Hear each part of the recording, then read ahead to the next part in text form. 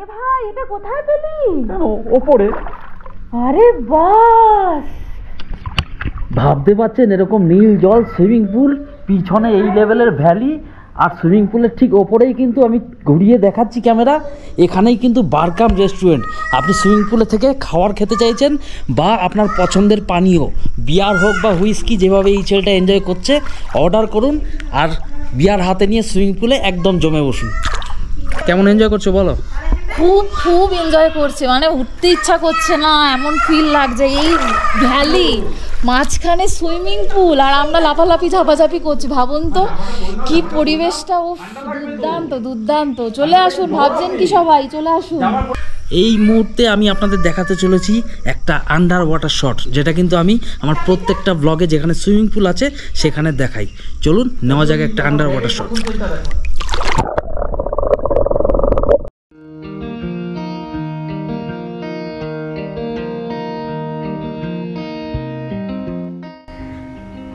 মে 2024, এবারের মতো আমরা গিয়েছিলাম কালিম্পং এবং ইস্ট সিকিমের বেশ কয়েকটি অফবিট ডেস্টিনেশনে।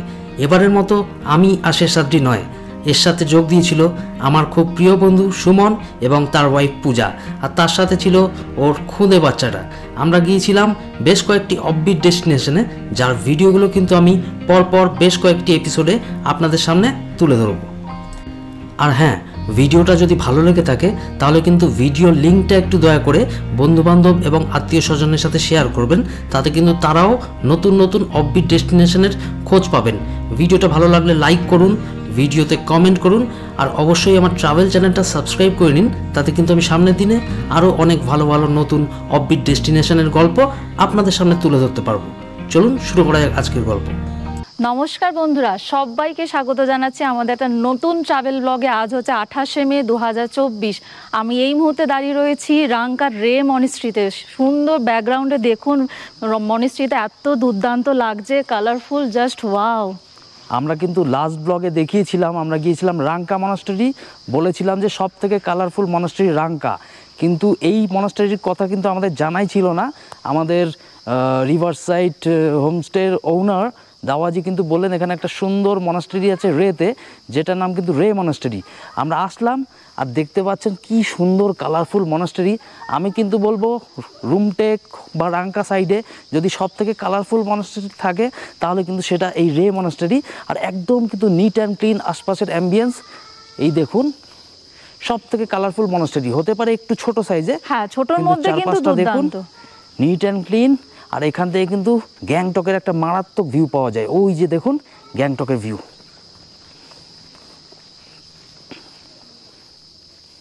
মনাস্টারির দরজা কিন্তু বন্ধ, আমরা ঢুকতে পারছি না, কিন্তু বাইরে থেকেই মনাস্টারির এত সুন্দর একটা ভিউ পাচ্ছি না, মানে অসাধারণ। আর আজকে কিন্তু পুরো সানি ওয়েদার। কালকে কিন্তু আমরা মর্নিং টাইমে পুরো বৃষ্টি ছিল, কালকের ব্লগটা লাস্ট ব্লগটা ভালো করে বানাতে পারিনি, কিন্তু আজকে কিন্তু একদম সানি ওয়েদার। প্রথমেই আমরা দর্শন করে নিলাম রে মনাস্টারি। এখন আমরা এখান থেকে যাব রুমটেক মনাস্টারি, সময় লাগবে মোটামুটি 30 মিনিট মতো।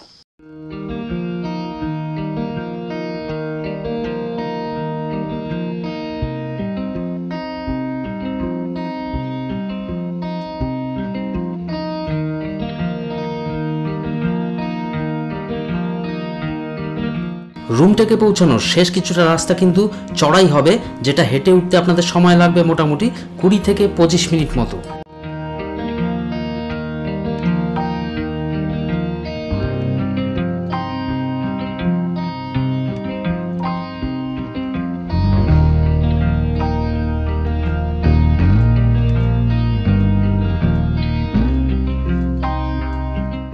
আচ্ছা, এই মুহূর্তে আমরা আছি সিকিমের অন্যতম জনপ্রিয় মনাস্টারি রুমটেক মনাস্টারিতে।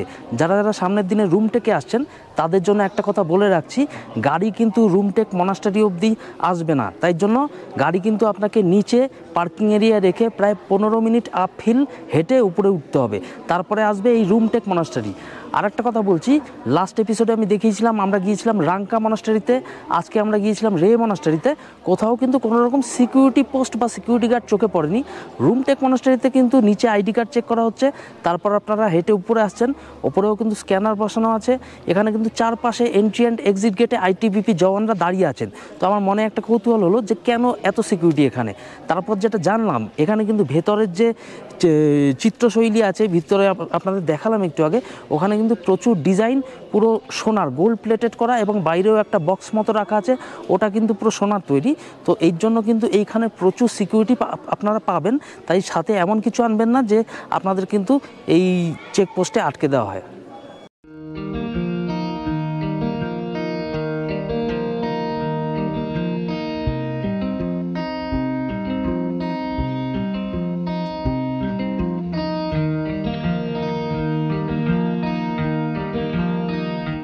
যারা যারা রুমটেক মনেস্ট্রিতে আসছেন, রুমটেক মনেস্ট্রি থেকে বেরিয়ে এক্সিট গেট থেকে বেরোবেন, বেরিয়েই হচ্ছে এখানে রাখা রয়েছে সিট, যেখানে বসবেন। বসে ব্যাক সাইডে দেখুন গ্যাংটকটা পুরো দেখা যাচ্ছে। ওফ, কি দুর্দান্ত!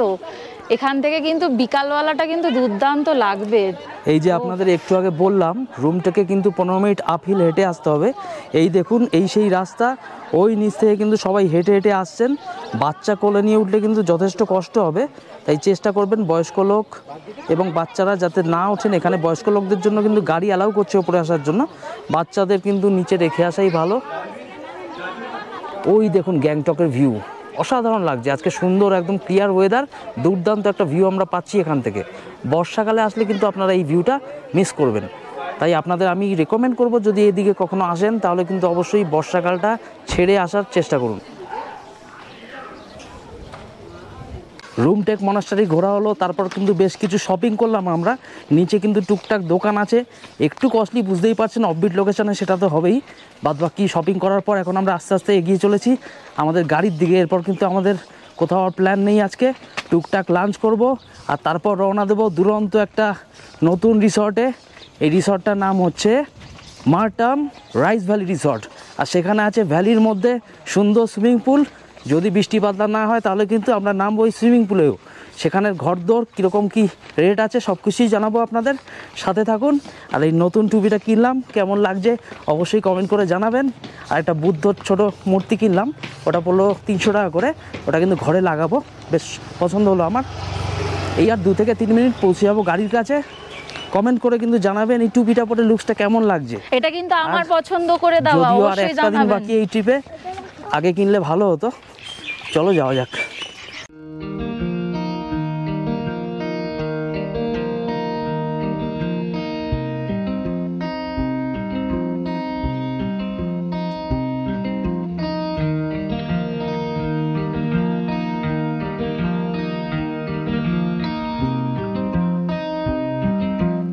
সো বন্ধুরা, ফাইনালি আমরা পৌঁছে গিয়েছি আমাদের আজকের মতো আস্তানায়, মারটাম রিসর্টে। এই রিসর্টটা কিন্তু প্রচণ্ড অনেক বড় জায়গা নিয়ে অবস্থিত। আর রিসর্টের যেটা বিশেষত্ব সেটা হচ্ছে এই রিসর্টের সামনেই রুম এবং ব্যালকনি থেকে কিন্তু পেয়ে যাবেন দুরন্ত রাইস ভ্যালির ভিউ। এই দেখুন আমার সামনে দুরন্ত রাইস ভ্যালির ভিউ। ভাবুন, এরকম রাইস ফিল্ডস, একের পর এক দিগন্ত বিস্তৃত রাইস ফিল্ডস, আর এর উপরে মেঘ ভেসে বেড়াচ্ছে। কী লেভেলের চোখের আর ব্যায়াম হতে পারে আপনারা শুধু ভাবুন। চারপাশে শুধু সবুজে সবুজ। আর তার সাথে আরেকটা অ্যাডেড অ্যাডভান্টেজ হচ্ছে এখানে রুমগুলো কিন্তু প্রচণ্ড বড়, তার সাথে টিভি আছে। আপনার সাথে বাচ্চা কাচ্চা থাকলে কিন্তু এনজয় করতে পারবে টিভিতে কার্টুন, বা আপনারা খবর দেখলে আপনারা অবসর টাইম সেখানে খবর থেকে কাটাতে পারবেন। আর রুম থেকেই কিন্তু এই পুরো ভ্যালি ভিউটা পাওয়া যাবে।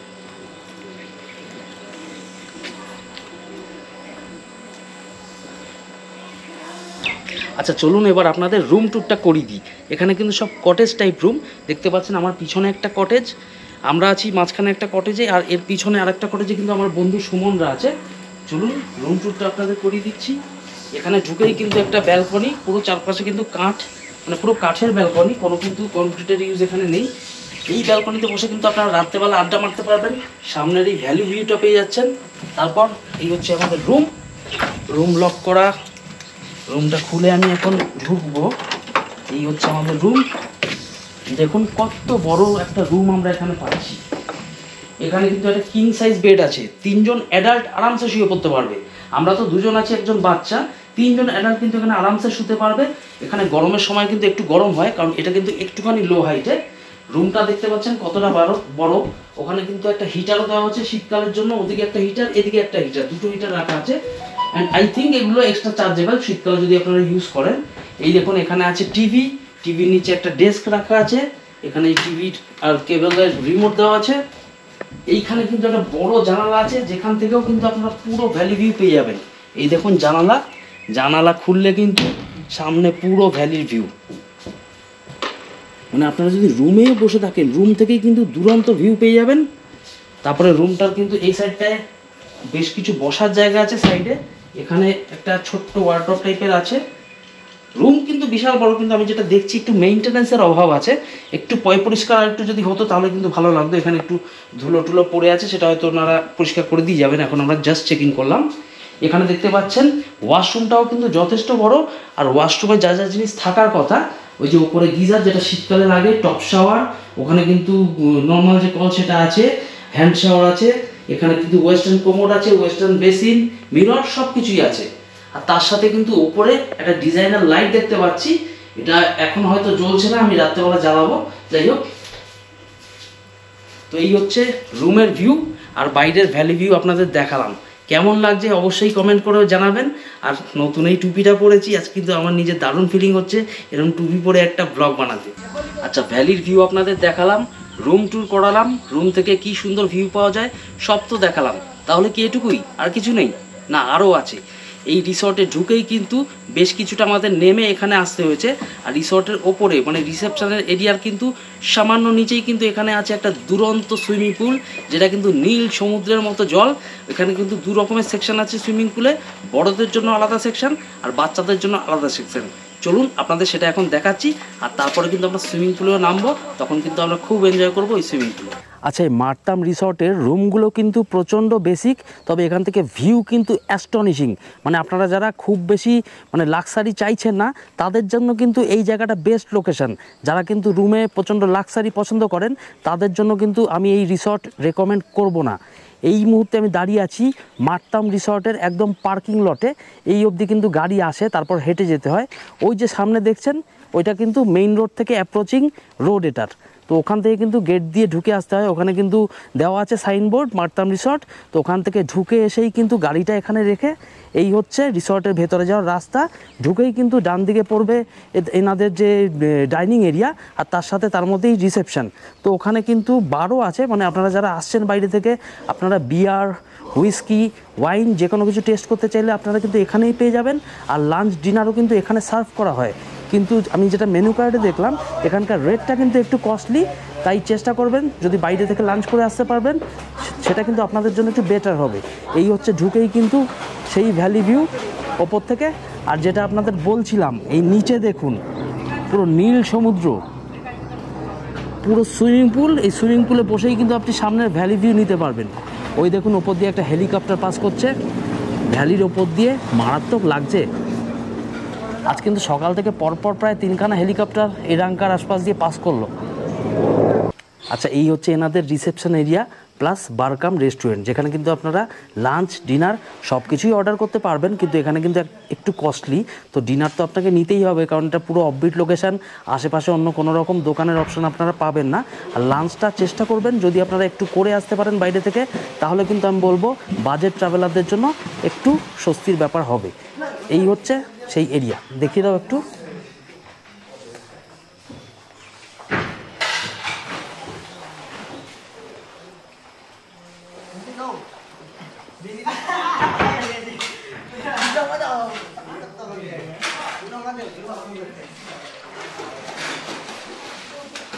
আচ্ছা, ওপর থেকে তো আপনাদের সুইমিং পুলটা দেখালাম, এবার সুইমিং পুলটা একদম আপনাদের সামনে থেকে দেখানোর চেষ্টা করছি।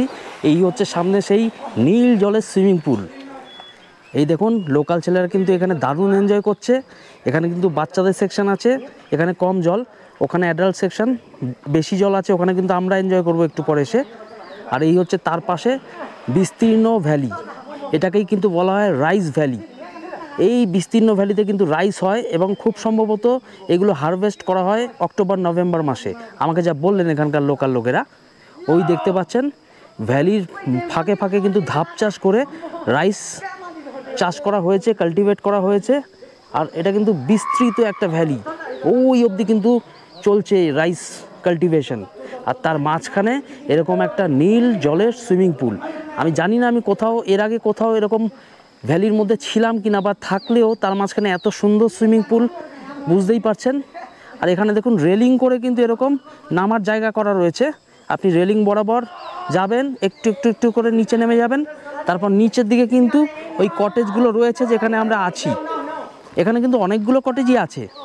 এই দেখুন আমি একটু একটু করে নেমে যাচ্ছি নিচের দিকে, নিচে গিয়ে আপনাদের দেখাচ্ছি। ফোঁটা ফোঁটা বৃষ্টি পড়ছে, আমাদের কিন্তু তাড়াতাড়ি রেডি হয়ে এখানে স্নান করতে আসতে হবে। এই রাস্তা বরাবর কিন্তু আমি নেমে আসলাম অনেকটাই। এবার দেখুন এই রাস্তাটা ডান দিকে চলে গেছে, এখানে কিন্তু দুখানা কটেজ আছে। এই যে দেখা যাচ্ছে একটা ব্যালকনি রুমের, এই কটেজের কিন্তু এদিক দিয়ে একটা দরজা আছে, আর এর পিছন দিয়ে কিন্তু চলে গেলে ওদিকে দরজা আছে, ওদিকে আরেকটা রুম আছে। সব জায়গাতেই কিন্তু এরকম দুটো দুটো করে রুম পেয়ে যাবেন। এই রুমটায় কিন্তু আমরা আছি। এই যে আমার সামনে যে চালটা দেখতে পাচ্ছেন, এখানেও কিন্তু দুটো রুম আছে। বাঁ পাশের রুমটায় আমরা আছি, ডান পাশের রুমটায় আমার বন্ধু সুমন আছে। তো আপনারা যদি একসাথে আসেন গ্রুপ করে, তাহলে কিন্তু আমি বলবো এরকম পাশাপাশি রুমগুলো নিয়ে নিন। দুটো ফ্যামিলি থাকলে এখানে দুটো রুম নিয়ে নিন। মাঝখানে দেখুন আবার একটা বনফায়ার বারবিকিউ করবার জায়গা, তার পাশে কিন্তু আবার আরও দুটো রুম আছে। মানে টোটাল যদি 4টে ফ্যামিলি আসেন, আপনারা কিন্তু পরপর পাশাপাশি 4টে রুম এখানে পেয়ে যাচ্ছেন। আর বেডগুলো কিন্তু বেশ কিং সাইজড বেড। তো আপনারা কিন্তু 3 জন আসলেও কোনো রকম অসুবিধা এখানে হবে না।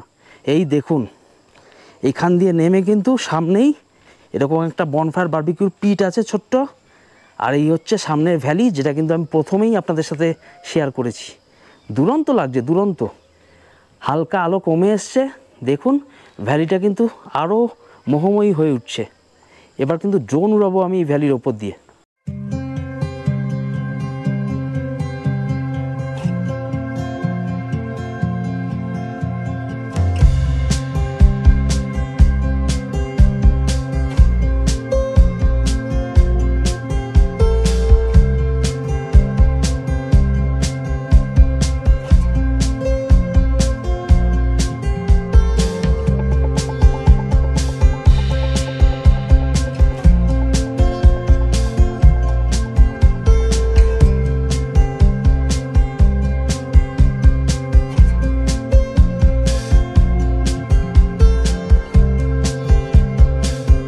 সো গাইজ ফাইনালি আমরা কিন্তু এখন লাঞ্চ কমপ্লিট করে উপরে সুইমিং পুলে চলে এসেছি।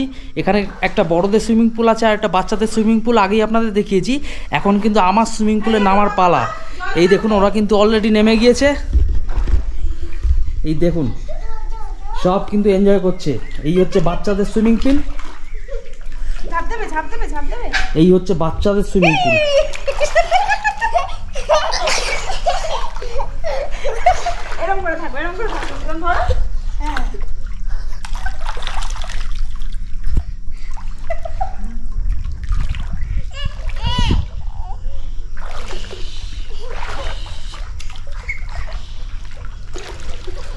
সো ফাইনালি সমস্ত অপেক্ষার অবসান।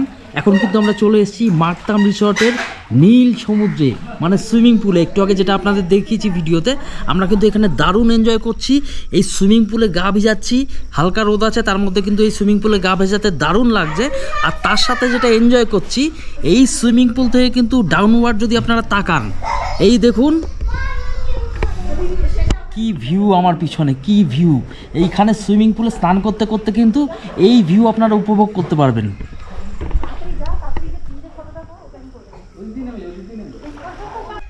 কেমন লাগছে অবশ্যই কমেন্ট করে জানান।